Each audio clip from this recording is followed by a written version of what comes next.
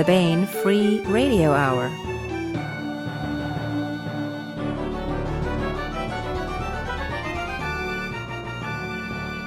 Hello and welcome to the Bain Free Radio Hour. Today on the show, Sean Patrick Hazlett interviews author Gregory Faust on his novel, Rhymer Hell, the next entry in the Rhymer series. After that, we bring you part 9 of the serialization of Mark Van Name's John and Lobo novel, One Jump Ahead. Welcome to the Bain Free Radio Hour podcast. I'm here with Gregory Frost. Gregory. Greg. Welcome. Whatever you like. Yeah. Thank you, Sean. Okay, so I think we last spoke in July of last year when That's about right. we were talking your prior book. This is today we're discussing Rhymer Hell. So, and this is let me step all the way back and assume that there will be some people who are joining us for the very first time, don't know anything about the grand concept with the prior books, etc. So let's start there. Who is Thomas Rhymer? What is this all about?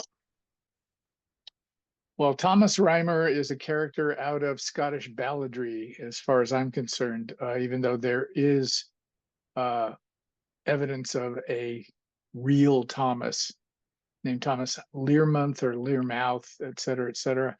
But Thomas the Rhymer out of Scottish balladry is a figure who, in the song, in the ballad, is picked up by the Queen of Elfland and taken for a very long ride through hell, through all kinds of weird uncharted territories into the land of Elfland.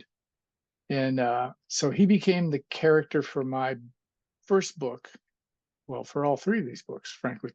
But the first book deals with a revision of what the story is in that ballad, in the sense that instead of Thomas being taken off in the first book, it's his brother who's stolen away by the Queen of Elfland, Nick Nevin, and it becomes a revenge plot where he eventually goes after her, or goes after the elves in general, for having swept away his brother. They also sort of seem to target his family. They go after his sister, and things happen to his father. I don't really want to say too much, because if you want to know, go read the book. I don't want to tell you all the things that happen. But anyway, so that's sort of the gist of the first book. He marries a woman named Janet, and there I'm conflating the Thomas the Rhymer ballad with another ballad from that period of Tam Lin, which to me is sort of like the sequel ballad to Thomas the Rhymer, because it's about a character who is already been turned into an elf by the Queen of Elfland, but she is now going to claim him as a tithe, or as a tamed, however you wish to pronounce that.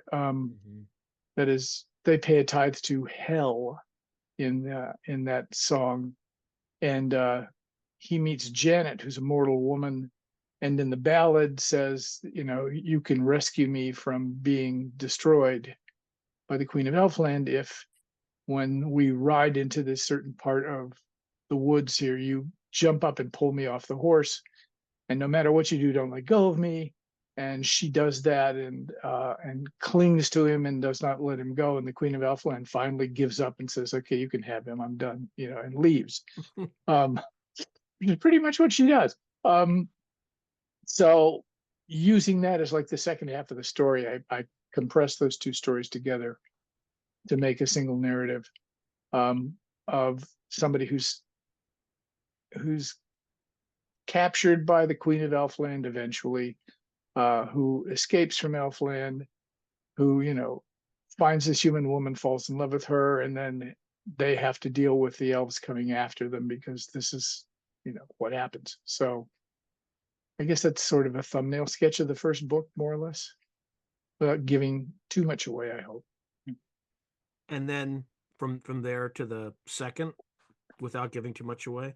By the way, I'm From going to there, want to come back and talk about some of the sources of inspiration, particularly about this real character, but we'll get to that next after just a quick summary in the.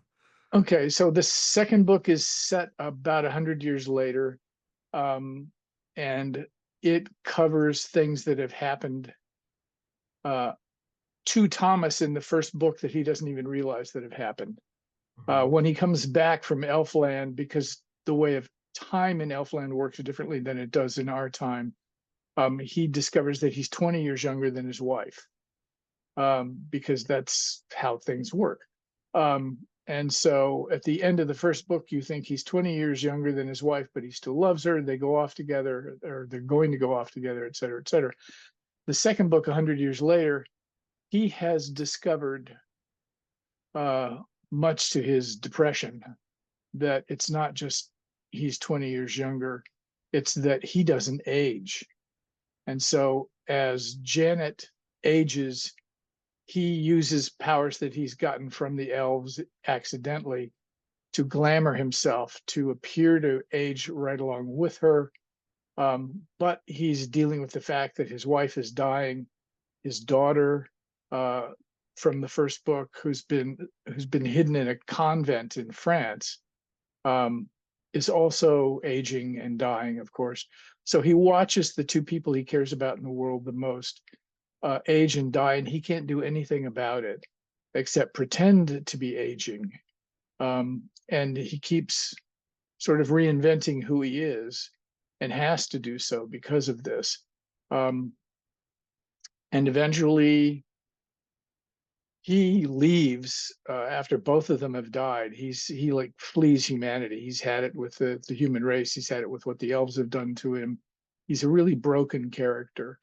And he rides off intending to go back to Erseldun, and on the journey there realizes he cannot possibly go back to Erseldun. He knows what'll happen. They'll discover that he's Thomas the Rhymer, because he has these seizures or fits where he babbles out the riddles that we all know of, or the ballad talks about, and the real character in history supposedly spouted throughout various time periods of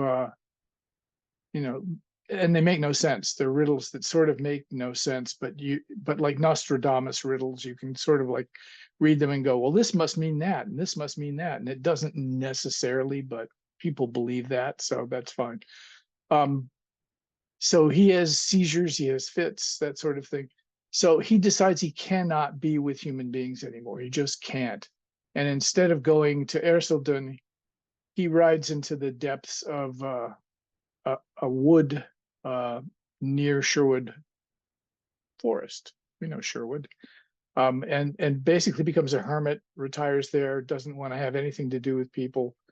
But he encounters the outlaws that all live and thrive in Sherwood and the environs, and befriends one in particular, who's a man named Robert Hod, who at the start of the second book, he and a couple of members of his merry men, including Little John, who historically appears to be a real figure,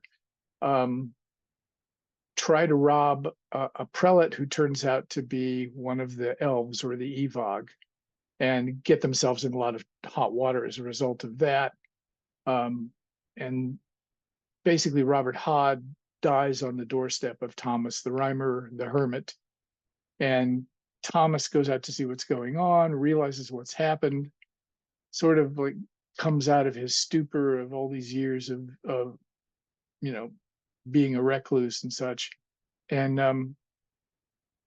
kind of goes to investigate what's happening, and sort of at least not rejoin humanity necessarily, but at least find out what he can. And meantime, there are also a few flashbacks to Fontevraud in France, where his wife is, where his daughter is. So you're sort of getting the backstory pieced in with the front story in alternating sections or chapters in the first part of the book, the second book. And he eventually ends up joining a troop called the Waits of Nottingham, or the Nottingham Waits, who were the guards of the city, but they also, and this is weird history. This is all stuff that comes out of nutsy, crazy research. They also were a traveling troupe putting on miracle plays and that sort of thing. So he encounters them as a traveling troupe initially. They sort of become the comic relief of the book. And he goes to Nottingham with them. He has a promise to keep to the late Robert Hod, who has died, as I say, on his doorstep.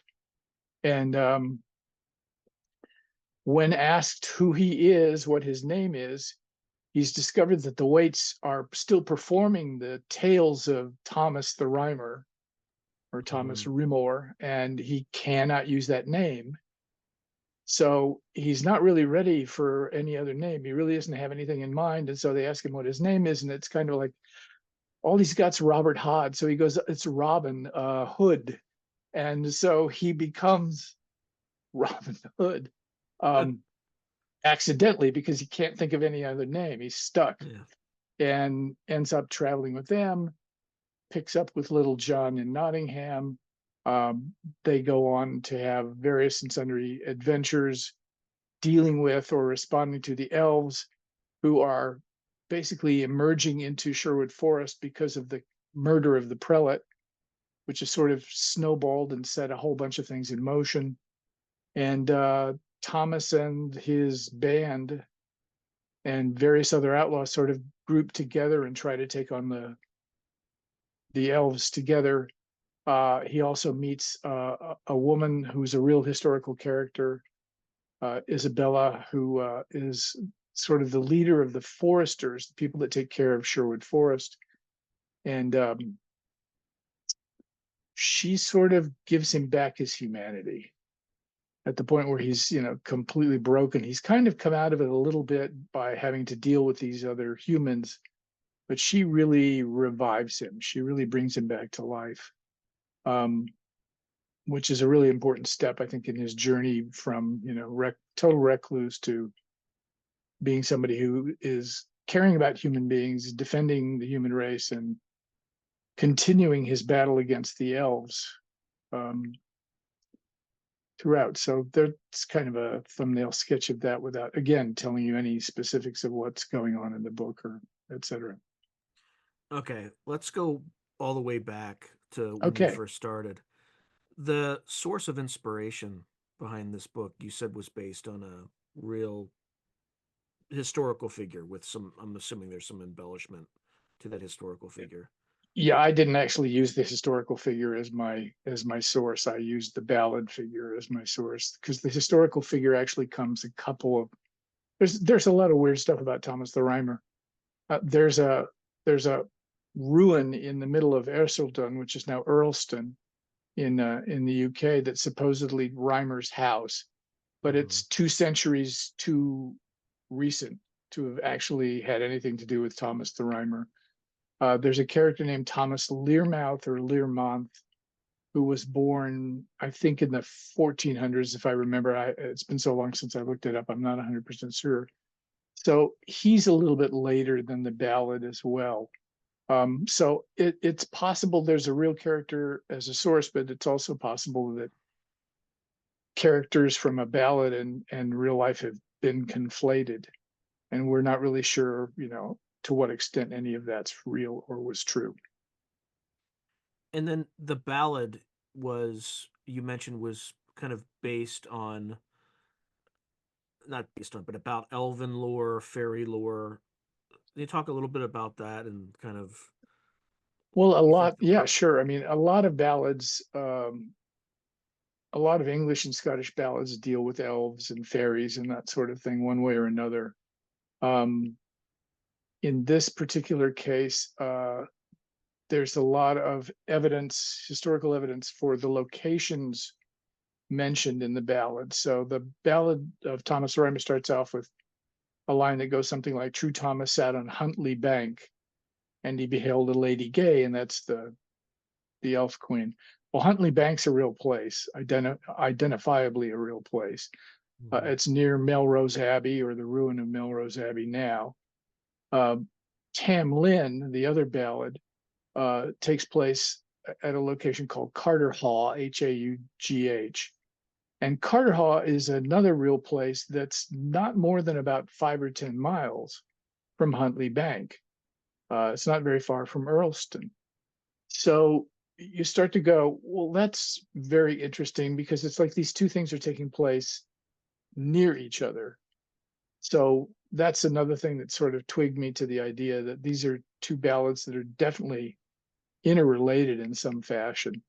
So the physical evidence, even from the ballads themselves, suggests to me that there's a connection between them that was worth exploring and playing around with.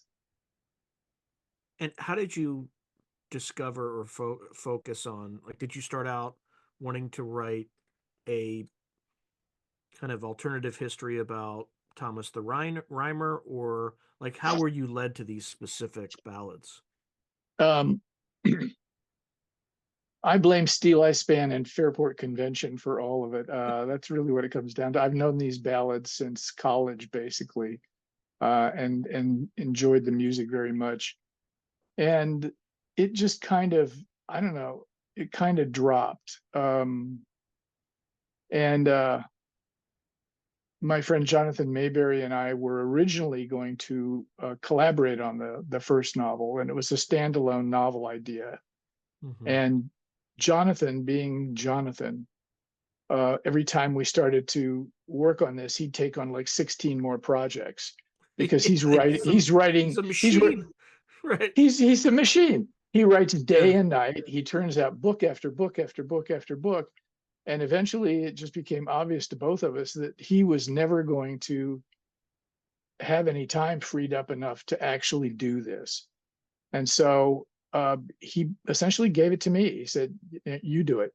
It's all yours," and I love him for it, that he's, that open to letting that go and going on with his own projects. And so at that point, he and I had talked a great deal about what we wanted to do with Thomas.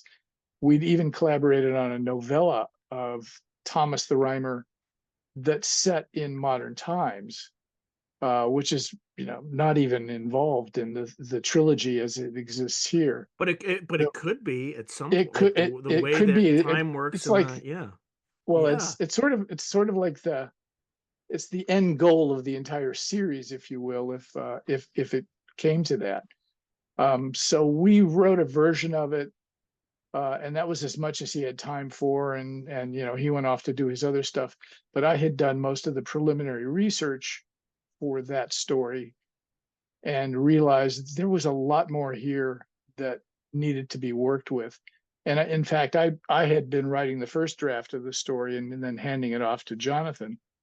And before he even got that, I'd written like 5 or 6 different types of, or 5 or 6 attempts at the opening of the story.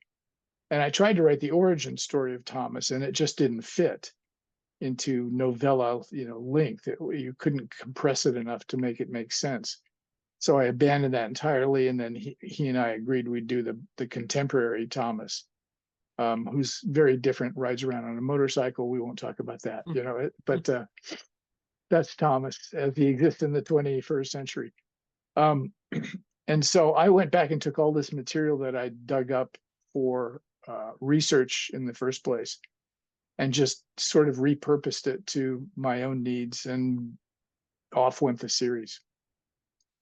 Okay, so, and this is, I think, linked to this. I love how in this series you kind of use that ballad as inspiration, but create your own world. But at the same time, you also do or immerse it in historical times, right? Yeah, So, absolutely. Yeah. if you will, paint the picture of what's going on in kind of quote unquote modern England in terms of, kind of where the book is, where the book begins. Because I thought that was also, it's just a fascinating tableau of the way you describe everything. You're talking about the third book at this point? The third book at this point. Third book, yeah, Rhymer because Hell. that's a good point, right? Because it jumps. Yeah, exactly. Jumps ahead, right. Yeah, so the third book jumps ahead 300 years from the second book. And a lot of things have taken place, needless to say, in 300 years because of the effect of Isabella on Thomas, he's kind of emerged into humanity and emerged into himself, as it were, and embraced who he is and what he is, and realizes that he has to reinvent himself periodically to continue to thrive. He's got to keep coming back, and he comes back and says he's either a cousin or he's somebody else in the family who strangely enough looks like the other guy, but much younger now, because he's of course glamored himself for a period of time. But this book then hints at adventures that we're not even getting into in the third book, because in a 300-year span of time, you start getting little hints of stories that have gone on in between, like he's been a plague doctor, so he was there for the Black Death, discovered that he's immune to the Black Death, and therefore did everything he could to help people while that was taking place. He has had a relationship of some kind, a friendship with Joan d'Arc, and that's kind of hinted at all the way, through the thing too. There are a couple episodes where he's remembering that. He's also discovered that he can accrue a fair amount of wealth over this period of time. He can become a businessman. He can become anything. He's gone back to being a mercenary, which he's done before. He's gone back to being a stonemason, which he's done before. But he's sort of accumulated a certain amount of wealth by the time we get to Elizabethan England. And he's also watched, and that's mentioned in various places here, he's watched people being executed. He's watched Henry VIII turn the country upside down because he wants to get rid of his marriage with Anne Boleyn, and so on and so, all of these sorts of things. So he's watched how the fate, if you will, of the Catholic Church has changed in England as a result of Henry VIII and Elizabeth herself, and how the Catholic Church has been dispossessed by Henry VIII. They've taken away a lot of their prestige, a lot of their power, and a lot of their property. And that's continuing to be a problem for the elves, for the Evog, because one of the things we haven't actually mentioned yet here is that the elves invade our territory in a number of ways. One of those is as creatures referred to as skinwalkers, which is human beings that are effectively dead, except they're inhabited by elves. So the elves are keeping them going. And one of their favorite kinds of people to inhabit are priests. And, again, the Catholic Church has a lot of money and a lot of prestige. So those are the people you want to inhabit, the people with political power, because the elves ultimately, their goal is to take over the earth and get rid of humanity and sort of re-terraform the planet for them rather than us. And so they move into positions of power and influence, never to be, and this is actually one of Thomas's riddles, they're never kings. They're always advisors to kings. They're always the people in the background. So they surround various rulers and people of power and suggest things they should do, which will benefit the elves somewhere down the road. The elves themselves are immortal. So for them, this is kind of like a long-term entertainment. It's like getting rid of humanity is fun for them. They're looking forward to how they can screw up the human race, screw up the planet, as they go along. So he's kind of watched all of this taking place, but hasn't been able to do very much about it because he is, again, only one person. But he has, whenever possible, the elves, again, as they did with his brother and to some extent tried to do with him, they have to pay a tithe to hell, or to, in this case, the Unseelie court, which we never see. We don't know what the Unseelie are. We just know that they scare the hell out of the elves. So that's continues to be an unknown through the third book, is like what those are, we don't know. but so they have to have their ritual sacrifices, and they have to do so routinely. And he has sort of discovered the time frame for each of these, so he knows now when it's time that they're going to go sacrifice somebody else. And he keeps trying to interrupt that, trying to kill off the elves and rescue the tithe that they've captured, and do everything he can to just screw with them. Excuse me. So that's kind of the element of what's gone on for 300 years, as he's become not an influential figure necessarily, but he's become a comfortably well-off figure, let's put it that way, and still is disguising himself as one thing or another. And at the start of the third book, he is a plague doctor, so nobody really knows anything about him, and he wears the costume of a plague doctor from the period with the big bird snout full of herbs and spices, so he doesn't have to breathe the theoretically terrible air that, of course, is the reason why the plague exists as far as some people are concerned. And it's a great disguise because nobody will go near him. They see him and it's like, oh, they part, company, and they let him through. Don't touch him. Get away. Even the pickpockets. Even the pickpockets. Yes, he's immune to pickpockets. Yeah, they won't touch him. So it's a great disguise for him. It's a great character for him to occupy. And he's bought a house on London Bridge. So London Bridge itself, which was an inhabited bridge full of, lots and lots of structures. There was a chapel there. There was originally a drawbridge there, which by the time this takes place is a broken down nothing. It doesn't work anymore. So London Bridge is effectively as far upriver as ships can now come. They used to be able to raise the drawbridge and let the ships go further up the Thames, but not anymore. Not for quite a while. I think it stopped working during the time of Henry VIII, something like that. But so the bridge figures in as a kind of important location for a lot of the book as well.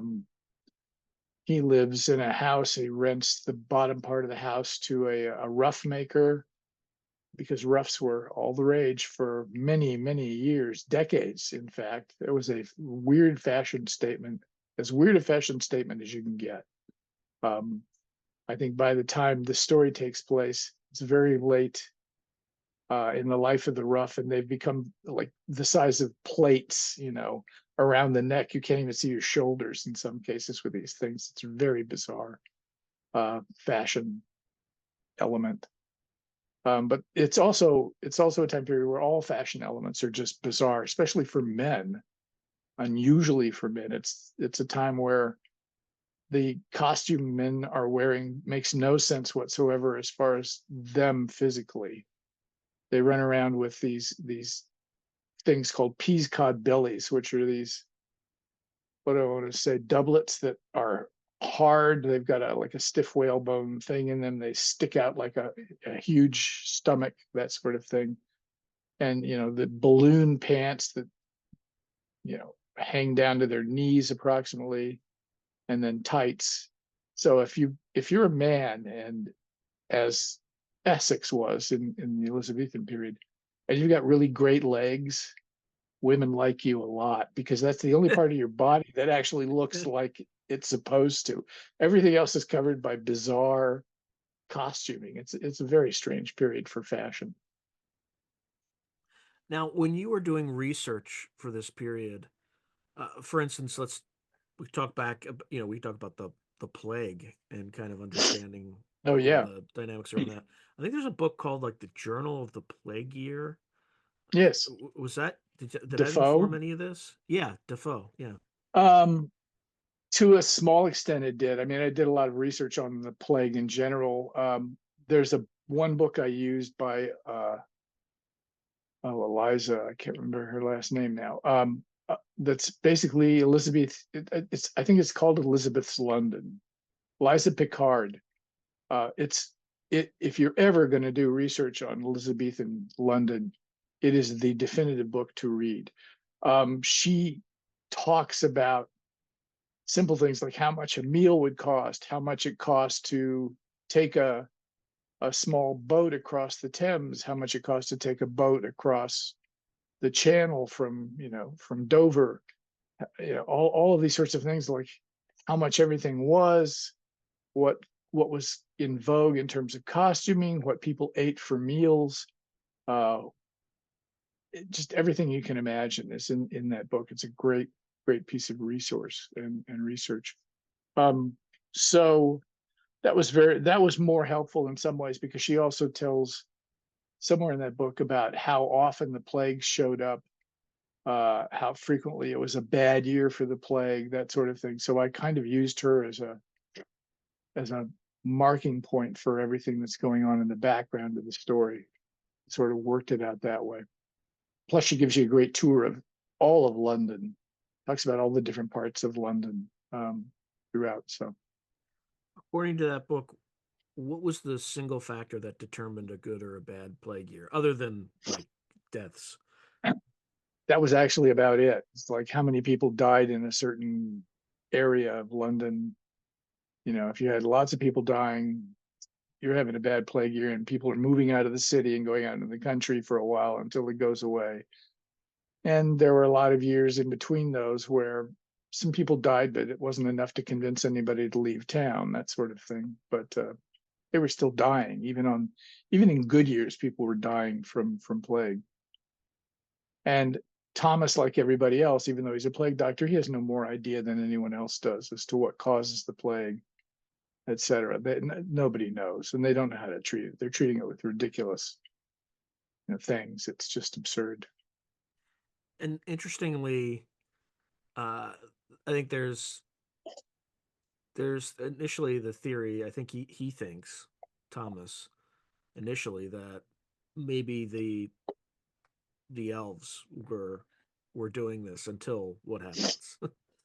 Well, he thinks it might be a plague dumped on the human race by the elves, except that a lot of the clerics, a lot of the priests are getting it too. The elves, skinwalkers, are not immune to this as well. And so he's watching them, drop dead from plague. And in fact, there's one in particular in the first part of this book who kind of sets everything else in motion, because he's part of one of the early plots to kill Elizabeth. And that's really sort of one of the guiding themes of this book, is that this is the time period where Elizabeth is queen and Walsingham is her secretary at this point, and he's also the spy master for her. He's running a whole spy network, and he's involved in all of these. And there are lots of assassination attempts of Queen Elizabeth. I even had to sort of abandon a couple of them and conflate a couple others, because there were so many plots to kill Elizabeth. It was like, I can't do all of them. This is just going to end up being a book about plots to kill Elizabeth, and in some ways it still is, but unlike the first two books, it kind of evolves into a spy novel, because that's what Thomas is doing. He gets, because of what he finds out from this particular dying bishop, he involves himself in an assassination attempt on Elizabeth and gets grabbed and hauled before Walsingham, Sir Francis Walsingham. And Walsingham figures out that he had nothing to do with the plot, but also figures out that he interrupted the plot. So he must know something about what's going on. And Walsingham, being the sort of character he is, says, you're working for me now. That's basically it. You don't have a choice. And Thomas is sort of going, okay, that's what I'm doing now, because you got me. And so it kind of evolves into him being a spy. And I was kind of having a bit of fun with that in the book. Walsingham gives him a tour of his house.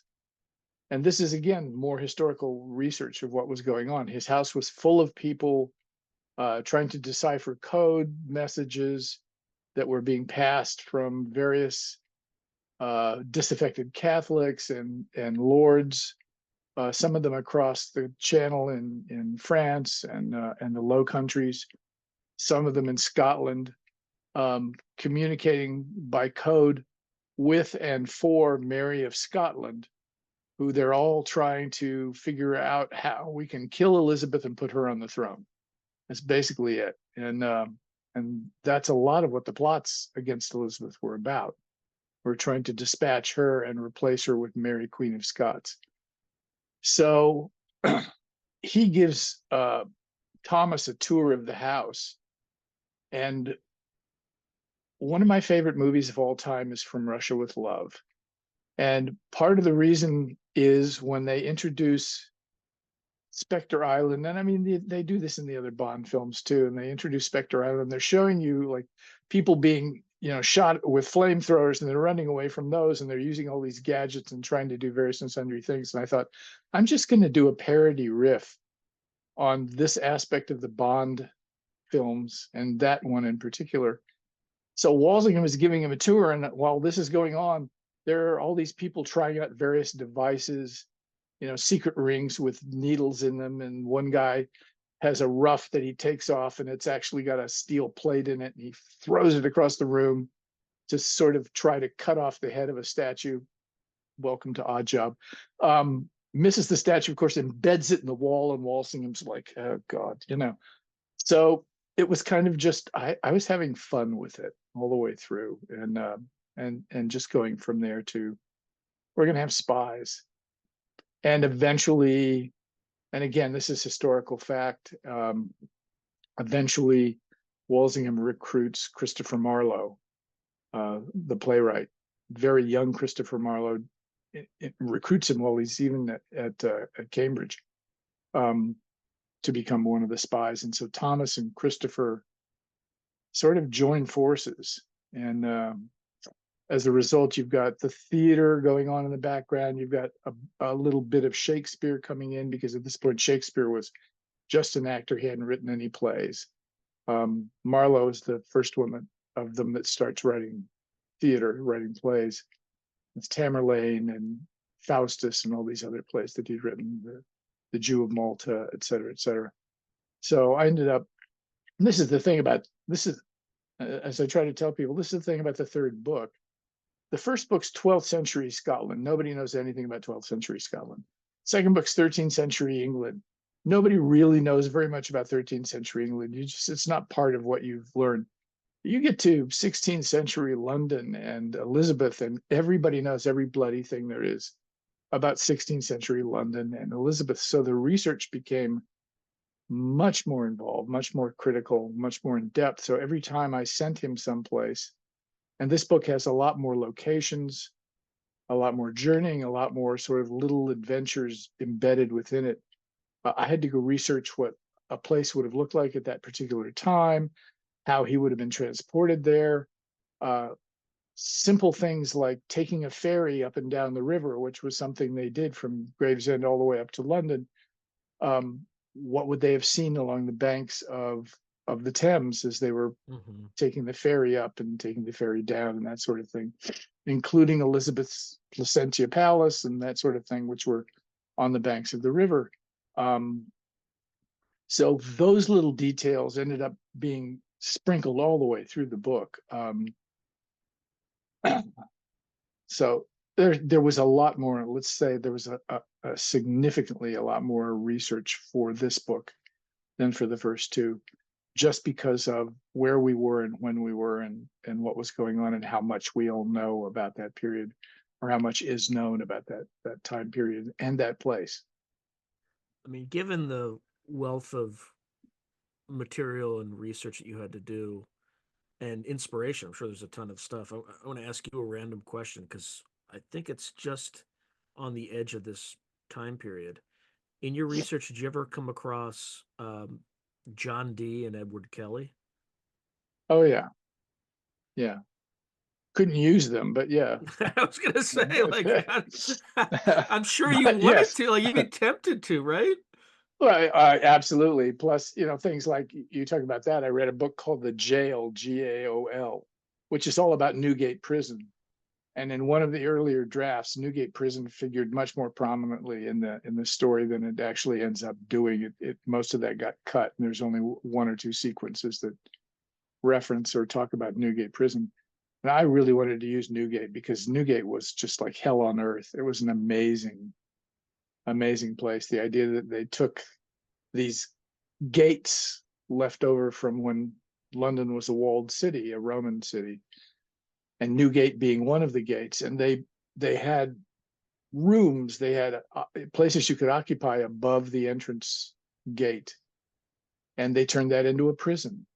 And so Newgate Prison is literally a gate that became one of the foulest prisons in the world. I mean, the shopkeepers would be unable to, operate shops anywhere near it because the stench from the place was so foul that they couldn't go near it. And I'm going, oh, this is great stuff. I got to use this. And then I had to throw it all out, or most of it anyway. But yeah, John Dee, sure, absolutely. Can you just give people stuff very high level so people know what the heck we're talking about? Like, who was John Dee? Just high level. What do I want to say about John Dee? Dr. Dee. He's an alchemist, basically, I think. And there's some of that in the book. There's a little bit of that in the book, but mostly not. He figures very slightly in the story. And yeah, again, I think he was in fact Elizabeth's court astronomer or astrologer. I think that was correct all the way through. Walsingham eventually calls on him to go look at a body, and they're all checking out this body together. But Dee, of course, is seeing demons and that sort of thing. And Thomas is going, I'm not going to disabuse you. If you want to believe it's a demon, you can believe it's a demon. That's fine. That's as good a description of the elves as any. So sure, it's all about demons. Marlowe makes the same, assumption too. When he encounters the elves, he sees them and goes, oh, they're demons. That's what they are. And at this point, he's like going, I could use that in, he'd make a great demon for, Faustus, for Mephistopheles, this creature. So they're all sort of like having their own lives and doing their own things. And so Dee becomes a really small character in this, but he was a very influential character and a very powerful character where Elizabeth was concerned. He had her ear for a lot of things. And in fact, I think in the book at some point, they even have a small conversation about him and how Walsingham thought he was going to get in trouble, and he didn't get in trouble because for whatever, he talked his way out of a situation and befriended the cardinal, who was basically supposed to judge him and execute him or something like. At this point, I can't even remember the specifics of the story. But so he's got like a walk-on part for 10 seconds in the story, and he's out. So yeah, he's a lot of fun as a character too. Now, in terms of themes, what would you say in this particular installment of the series are some of the key themes? And did you write them intentionally, or were they just kind of emergent? I think they were emergent. Most of it was me thinking, what would this person be like 300 years after we've seen him before? Where he's had that much time to evolve as a character, to come into his own as a character, and embrace what he is, as opposed to, putting it aside. So the first story, I can't remember who said this originally. The first novel in the series is about the individual. It's always the origin story in some fashion, but it's about the individual. The second novel, the second story, is about community. And it's about that character sort of opening up and bringing a community in, or influence a community in some part. You get to the third story and you're opening up even more. And now the world is an option for what's going on in the third story. So your characters opened up even more. The story expands outward rather than back inward again, and we keep growing. to a different size. So that was in my mind while I was working on what I'm using, what I ended up cutting, what I ended up keeping for the third story, was this idea that we've already done origin story, we've already done community. Now we're moving out into a world where he's part of the community, but he also isn't. He's like in and out of the community. He's become his own individual who can slide in and out of all of these roles, slide out in and out of all of these places. And it's changed sort of the nature of the story, and it's changed the nature of him as well. So I knew I was writing a completely different character in a lot of ways. It's almost like he's reborn. He's somebody else who didn't exist in the first and the second book, I hope. But at the same time, is still Thomas the Rhymer. Now, do you have any plans for any future books or short stories, installments of this series? I have thought about having future installments or future novels. I mean, if I were writing the next novel in the series, it would probably be The Lost Colony, where he gets, like Roanoke? Yeah, like Roanoke, where Ah. I had a kind of Nosferatu aspect to it, because I like the idea of, we know that skinwalkers have to be attached in some fashion to their evogs, and the evogs are, at least in the first couple of books, are generally sleeping in crypts, and of course giving rise to the notion of vampires and that sort of thing, the living dead. And he knows they're sleeping in crypts, so he gets on the ship to Virginia and does so because he knows that there are Evog skinwalkers also on the journey to Virginia, and he knows that their bodies are somewhere down in the hold of the ship. So I kind of wanted to do this whole Bram Stoker-esque Bram Stoker, vampire in the ship kind of thing. I love that sequence in Dracula, and for that matter in the Nosferatu films. It just seemed like something that was worth playing with. And of course, Roanoke itself is such a great question mark. Yeah, Croatoan. Nobody knows anything. There are lots of theories about what happened. I've seen the play that they performed down in Virginia in Roanoke, dealing with the Lost Colony play.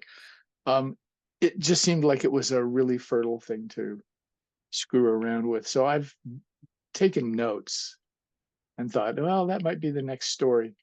And then, of course, he's at the end of the book, and again, I don't want to give too much away. He has sort of teamed up with somebody, and they go off together at the end of the book. So you don't know what the fate of the two of them will be. But it's sort of open-ended, and the person he goes off with might have the same powers that he does, might be, sempiternal the way he is. It's possible. So it's a big question mark. We don't know. And in theory, at the end of the third book, he has, at least for the time being, he has dispatched the Queen of Elfland. Not necessarily permanently. There's nothing certain about it. So there's closure, there's a happy ending for Thomas, but it's also open-ended in the sense of it's not over. It's just, he's changed the state of play to a great extent by the end of this novel. And so it's a big question mark as to what the next novel would be. So that was one idea I had for the next thing, because that's not very much further along than Elizabethan. In terms of time, it's pretty close. So yeah. And beyond that, I don't know. Yeah, I mean, you can plug him into anything. I can plug him into the Civil War. I can plug him in, to wars in Europe. I can do anything with him. You can put him on a motorcycle. I want to ask absolutely some more questions, yeah. But I can't. Yeah, I can't ask about that. Yeah, I mean that's the end vision of him that I know, because Jonathan and I worked that out. So we know he becomes Knight Rider. I mean, it's just it's kind of inevitable at this point. Well, Anyway. see, well, it's funny you mentioned that. So I watched some older series and started watching about the Hells Angels and stuff like that. Was he part of a biker club at all in that future story? I can ask that, maybe. No, he's in that in that particular novel, he's just a simple modern day Scottish biker. He's not a member of anything, yeah, that kind of nonsense. Anyway, yeah, no, he's not. He wasn't a member of a gang, although I'm not adhering to what Jonathan and I wrote. Was sort of what started this thing in motion. So by the time I got to the 20th century, he's probably going to be very different from what Jonathan and I imagined in the first place. That's true, because and how he portrayed. If you have your druthers, you will take him to the new world. He might decide to stay, and if he stays, who knows? Yeah, well, one thing I tried to do to actually limit the whole new world in general idea, and it's just slightly mentioned here but embedded in the story nevertheless, is this idea that the elves have an original spot, which was what he knew in the first book as Old Melrose. And somebody in the third book, one of the elves makes reference to the place being called Melrace or something like that, which was the old name for the place. And that was their origin point of moving into our world from their world. And I guess that's something we've talked about all of this. That's something we haven't mentioned, is the fact that the elves in these novels are not just elves. They're aliens. They're an entirely different species, and they're invading us. And that's one of the things I was having fun with, as you were saying earlier, is I'm trying to combine the fantasy element of Thomas the Rhymer with the horror elements that I really want to work into the story, because it needs to be full of horrific sort of things. So it's a horror novel, it's a fantasy novel, but it's also sort of on the edge of being a science fiction novel, because these aliens have come from another world. They've already outlasted their universe, if you will, and come here. And there has been a battle somewhere in the past of their history with these creatures called the Unseelie, that, again, we don't know what they are. We just know they scare the bejesus out of the elves. And Thomas eventually wants to know what those are. I mean, he's got a real interest in finding out what this force is that stands against the Evog. And that would be a huge reveal, but it has to happen somewhere down the line. I just don't know how many books down the line that would be if I were doing another set of 3 or something.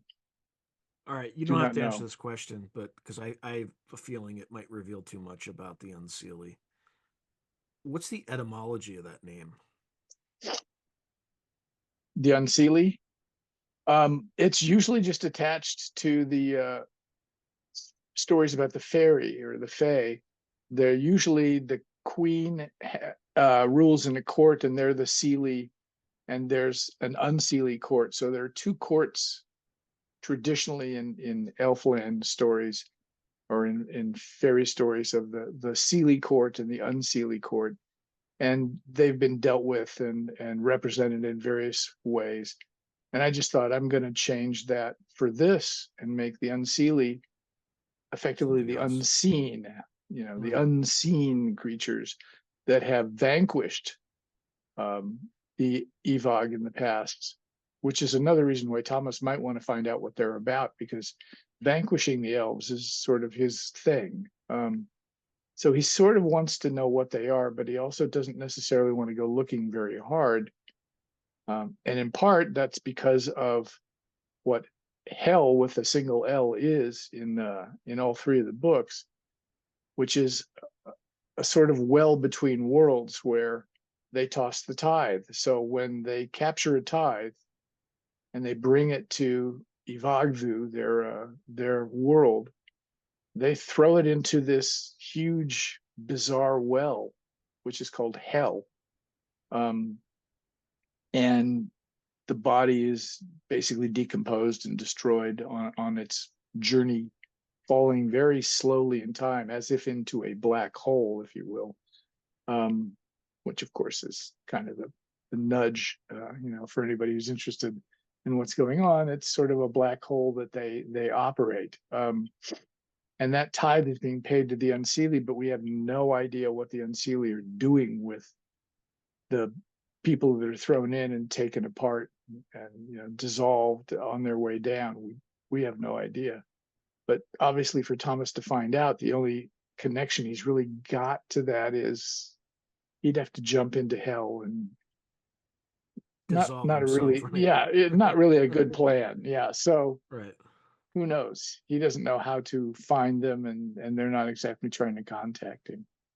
But there's also all through the three books, there's a wood called Thaglewood. Yeah, Thaglewood. Yeah.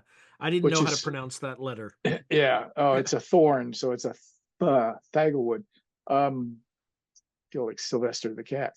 Anyway, so the the wood is peopled by these bizarro giant white leafless trees that all sort of morph into having faces or suggestions of faces in their trunks, and they start communicating with Thomas the more times he goes into the wood to rescue a tithe. And by the third book, they've kind of taken on a group personality themselves. We haven't even mentioned his niece, who has been stolen in the first book as a changeling, to become a changeling. And by the third book, she's kind of come into her own as a power figure within the Evog. So she's an interesting figure that's suddenly in play in a way that she wasn't in the second book. She was his absolute enemy. By the third book, she's not exactly his enemy anymore, although she isn't his friend. There's kind of a weird relationship that they've developed. And there's another character named Bragrinder, who is the offspring that the queen herself got when she captured Thomas, because she captured Thomas to see if their two species could breed. And she's an incredible shapeshifter herself, so she's worked him, she's worked herself, et cetera, and she's produced an offspring as a result of what they've done. And that offspring is scary as hell for everybody. He even scares the elves. So, he's a very disturbing character all the way around. So those things are going on at the same time as sort of like sub stories of this, and who knows what will happen to those characters.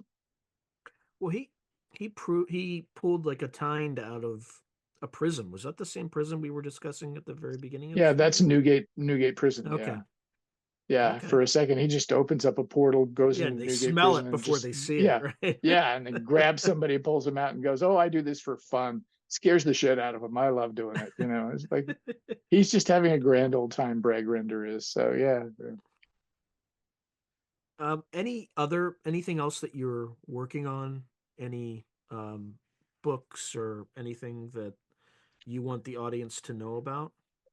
Well, I have a short story collection that came out in November, which I think actually Bain is representing too, because it's on the website along with the three novels, which is called Beyond Here Be Monsters. It's from a different press, but nevertheless, I think you guys are involved in some way with the book, at least in terms of representing and selling it.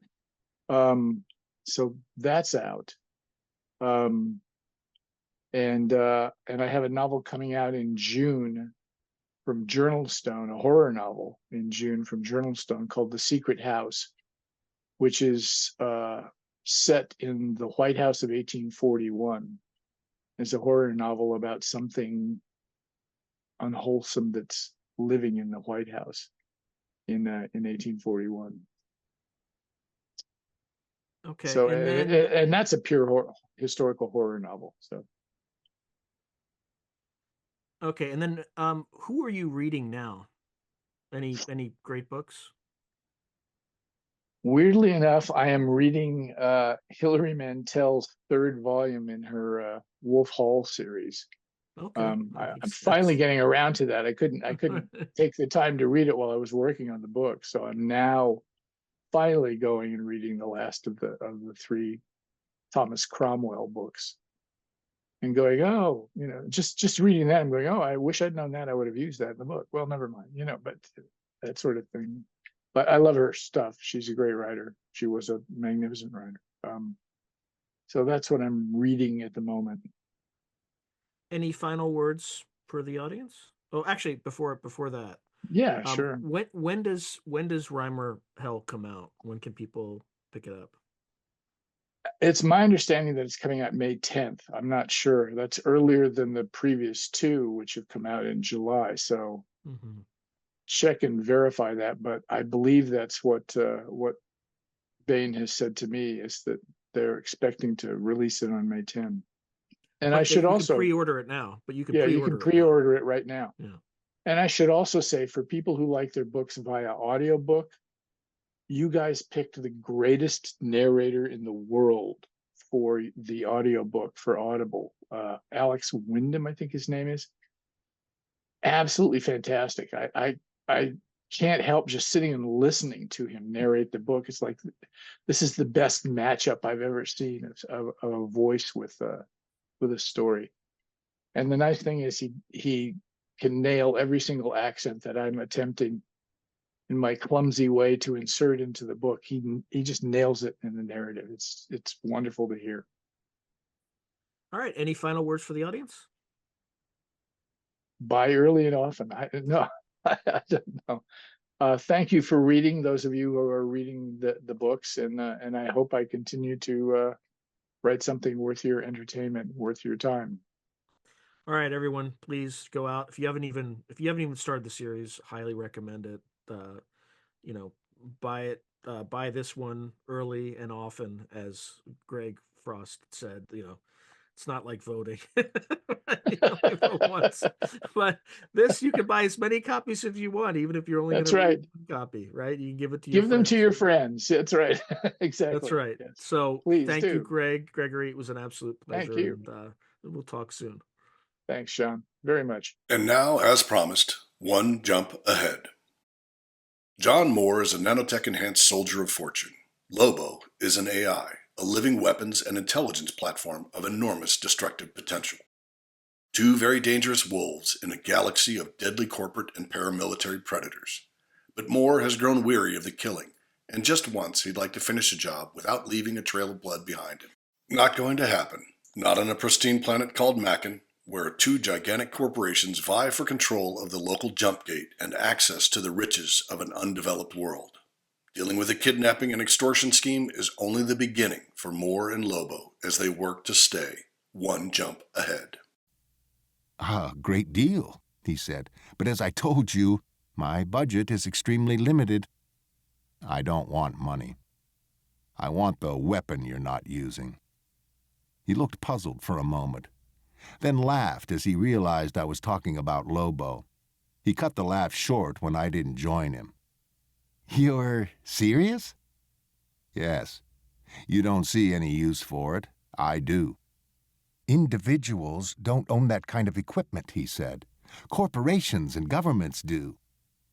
This time, I smiled as I thought about some of the people I've worked with and against in the past. A PCAV was nothing compared with the personal armadas some of the very rich assemble to advance their agendas.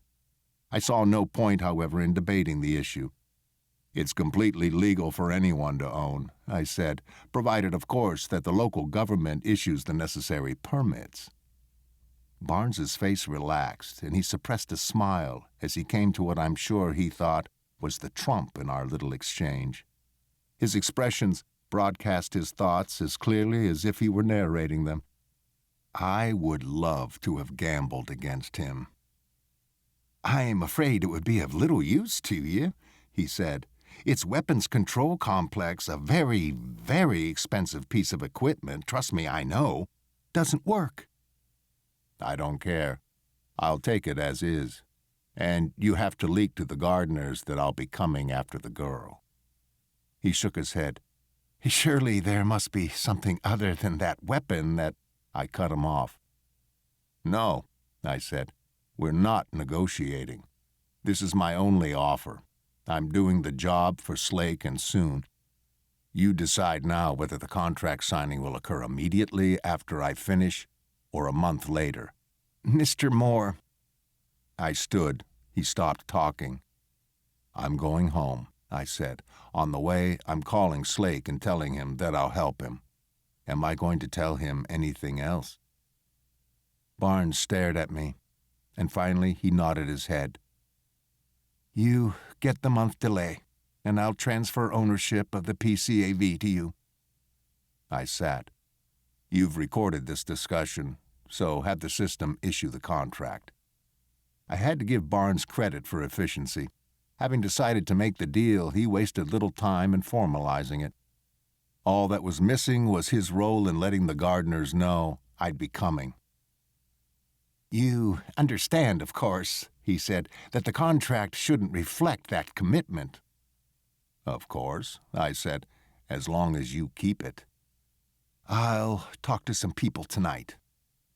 Fine, I said as I stood to go.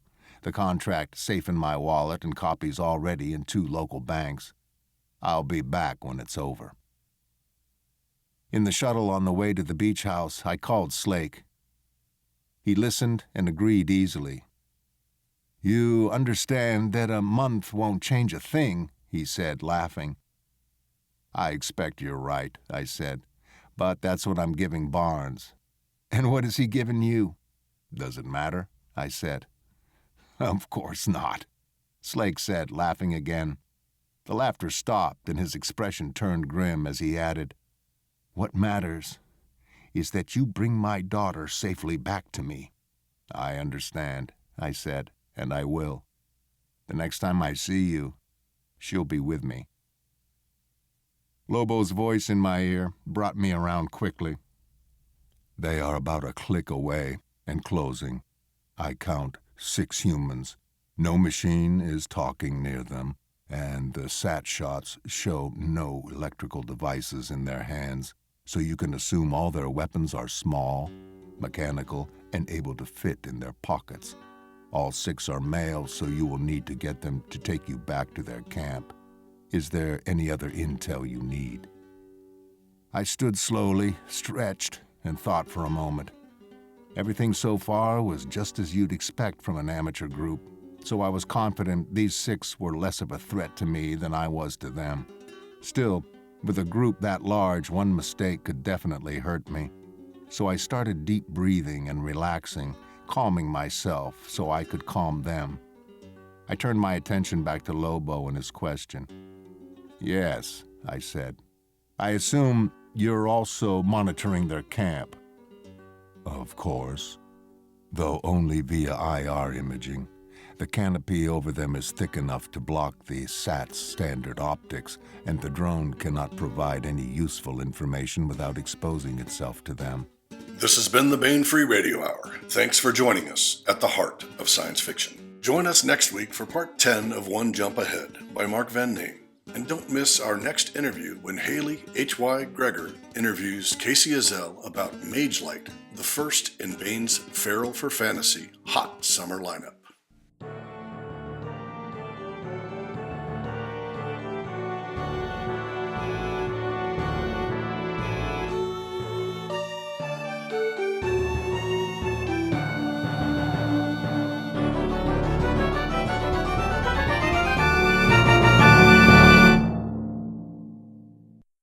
Score by Ruth Judkowitz.